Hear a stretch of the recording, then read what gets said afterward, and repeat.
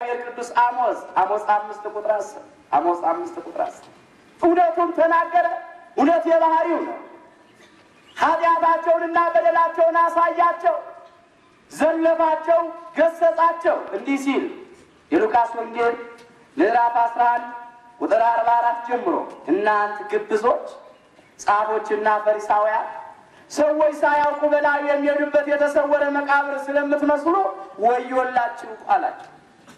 ከሕግ አዋቂዎችም አንዱ መልሶ መምህር ሆይ ይህንን ማለት እኛን ደግሞ መስደብ ነው አለ። ተመልከቱ፣ የተለሰነ መቃብር አለ። የተለሰነ መቃብር ሲባል አንድ ጊዜ በዓይነ ሕሊናችን እንየው።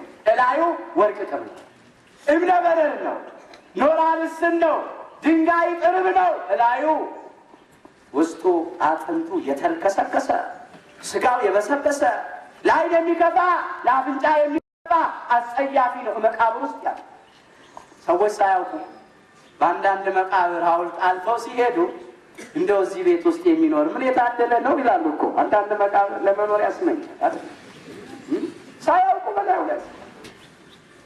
ነገር ግን የመቃብሩን ውስጥ ታሪክ ካወቁት በዚያም አካባቢ ለመቆም ፈቃደኞች አይደሉም።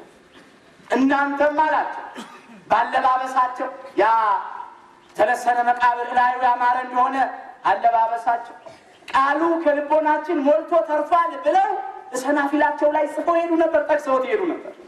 ግን እንደ ቃሉ አይሆኑም ነበር፣ እንደ ሕጉ አይመላለሱም ነበር። ልቦናቸው በመቃብሩ ውስጥ የተመሰለው ግን በትዕቢት፣ በቅናት፣ በአድመኝነት፣ በሐሜት፣ በኃጢአት የረከሰ ሕይወት ነበር። የተበላሸ የቆሸሸ ያደፈ የተጎዳደፈ ነበረ። ይህንን በመንገሩ ነው ተመቅኝተው በቅናት ሰቅሎ የገደሉት።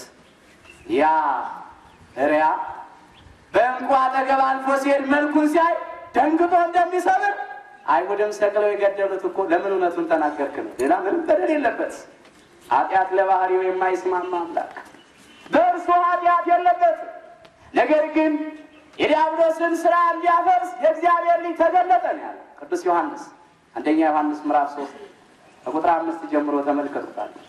በእርሱ ኃጢአት የለም፣ በደል የለም። በደል ለባህሪው አይስማም።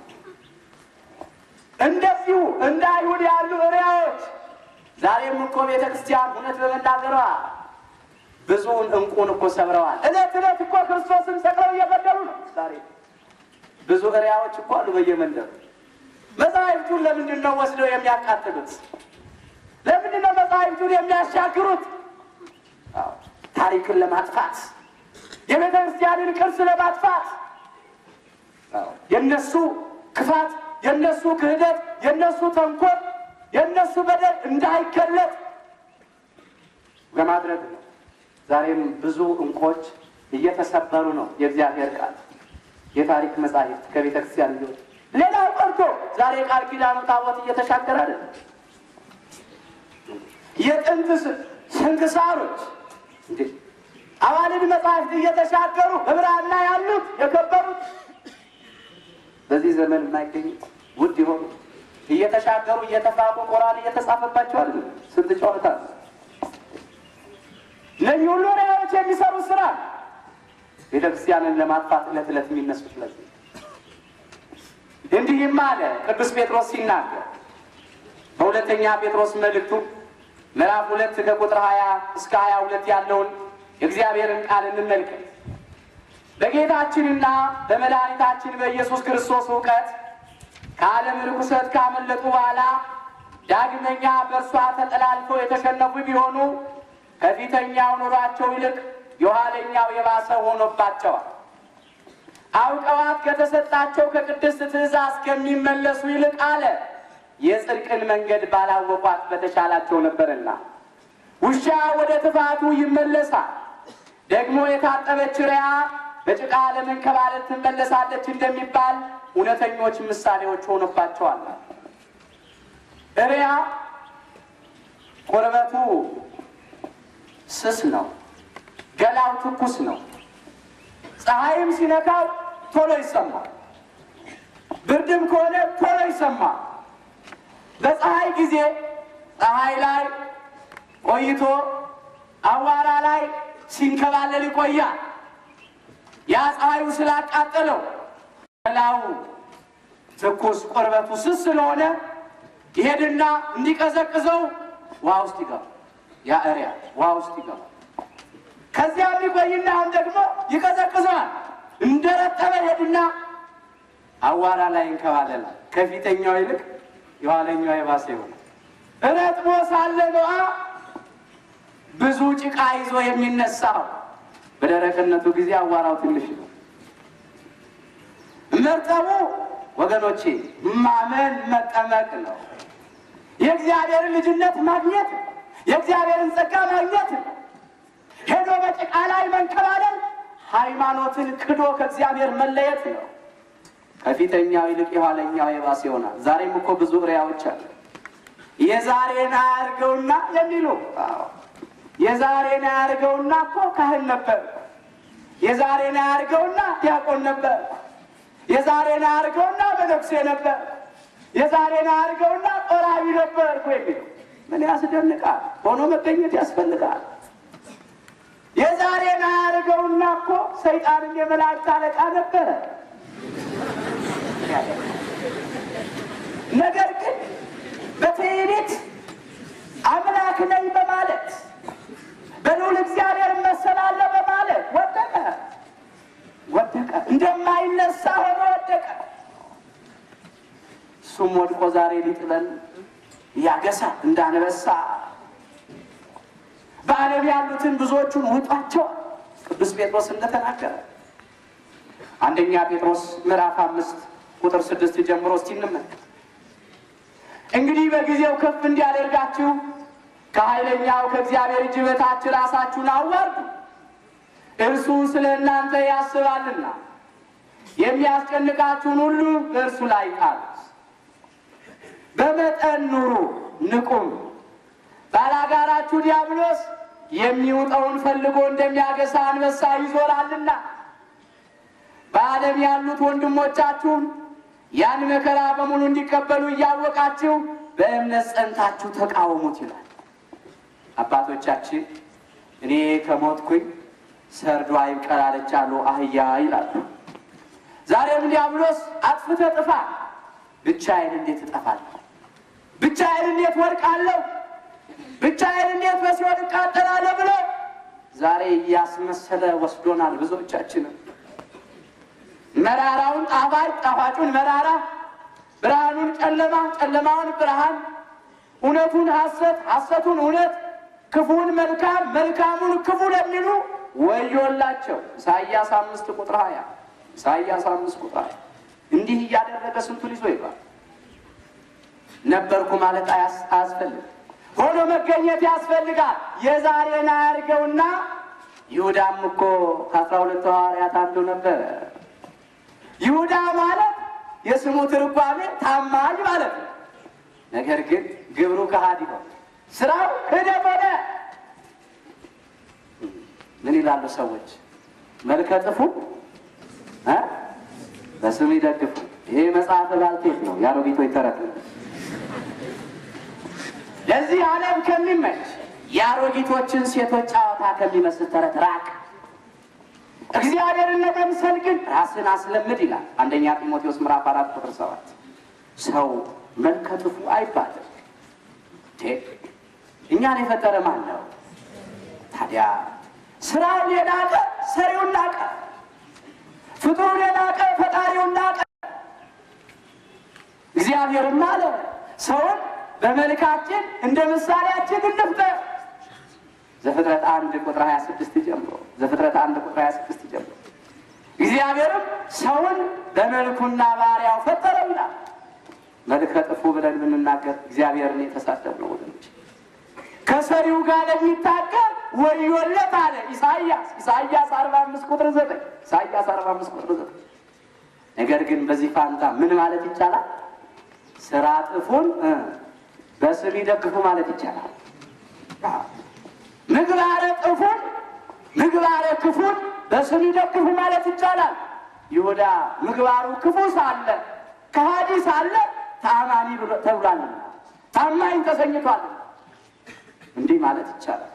ይሁዳ ከ12 ሐዋርያት አንዱ ነበር።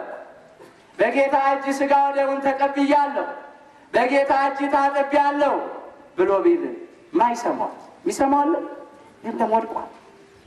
የጥፋት ልጅ ወድቆ ቀርቷል። እና አርዮስ ከሊቃውንት ማህበር ነበሩ። ሰውን ዛሬ ሲሳደብ ምን ብሎ ይናገራል? አርዮስ ይላል፣ ይሁዳ ይላል። አሁን ይሁዳ እስቲ ሰው ታማኝ ተብሎ ይዘለፋል? ወደ አማርኛ ታማኝ ይባላል አይባል?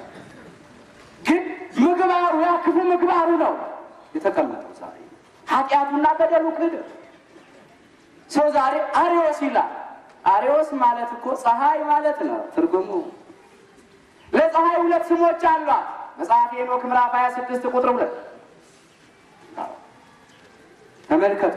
ለፀሐይ ሁለት ስሞች አሏት። አንዱ ቶማስ ይባላል። ቶማስ ማለት ፀሐይ ማለት ነው። ሌላው ኦሪያሬስ ይባላል። ኦሪያሬስ ማለት ፀሐይ ማለት ነው። አርዮስ ማለትም ፀሐይ ማለት ነው። ፀሐይ ተሰኝቶ ብርሃን ተሰኝቶ ግን ከሦስቱ ቅዱስ አንዱን ቅዱስ አምላካችን ጌታችን መድኃኒታችን ኢየሱስ ክርስቶስን ፍጡር አለ። ፍጡር ብሎ ወደቀ። እውቀት ያስታብያል፣ ፍቅር ግን ያንጻል። አንዳች የሚያውቅ የሚመስለው ሰው ቢኖር ምንም እንደማያውቅ ሊያውቅ ይገባዋል ይላል አንደኛ ቆሮንቶስ ምዕራፍ 8 ቁጥር 1 ጀምሮ። አውቃለሁ ብሎ ነው የወደቀዋል። ዛሬ አርዮስ እኔ እኮ ከሊቃውንት ማህበር ነበርኩ ቢል የሚሰማው የለም፣ ወድቋል። ወድቋል። እነ ንስጥሮስ ከጳጳሳት ማህበር ነበሩ።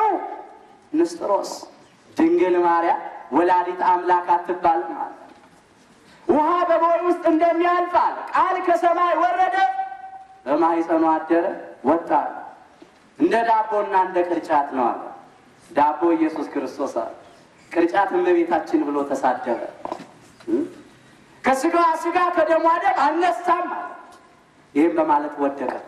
ዛሬ ንስጥሮስ ሊቀ ጳጳስ ነበርኩ ቢል የሚሰማው ወድቋላ በክህደት ብዙዎች አሉ። በዚህ ዛሬም ሆኖ መገኘት ያስፈልጋል። እንደ ሪያ ጭቃ ላይ ስንንከባለን እንዳንቅ፣ እንደ ውሻ ወደ ትፋታችን ስንመለስ እንዳንቅ። የመጀመሪያውን ሃይማኖታችንን እስከ መጨረሻ ድረስ አንጽርተን እንጠብቅ። የመጀመሪያ እምነታችንን እስከ መጨረሻ ድረስ አጽንተን ብንጠብቅ የክርስቶስ ተካፋዮች ሆነናልና ይላል እግዚአብሔር ቃል። የመጀመሪያ እምነታችንን እስከ መጨረሻ ድረስ አጽንተን ልንጠብቅ ይገባናል። ቅዱስ ጳውሎስ ለዕብራውያን ሰዎች በጻፈው መልእክቱ እንዲህ ነው ያለው። ዕብራውያን ምዕራፍ 3 ቁጥር 14 ጀምሮ ዕብራውያን ምዕራፍ 3 ቁጥር 14 ጀምሮ የመጀመሪያ እምነታችንን እስከ መጨረሻ አጽንተን ብንጠብቅ የክርስቶስ ተካፋዮች ሆነናልና። ዛሬ ያ ውሻ ወደ ጥፋቱ እንደሚመለስ እሪያም በጭቃ ለመንከባለል ወደ ኋላ እንደምትመለስ ዕለት ዕለት እየተማሩ ከቶ ወደ እውነት አይደርሱም ይላል። አሁን ትነግሯቸዋላችሁ፣ እንደገና ተመልሰው እዛው ናቸው። እሱማ ልክ ነው ይላል፣ ግን ይላል ተመልከቱ፣ እሱማ ልክ ነው ግን ተመልሶ ወደ ጥፋት ወደ ክህደት እዛው ቦታ ናቸው። እጅግ አስቸጋሪ ነው።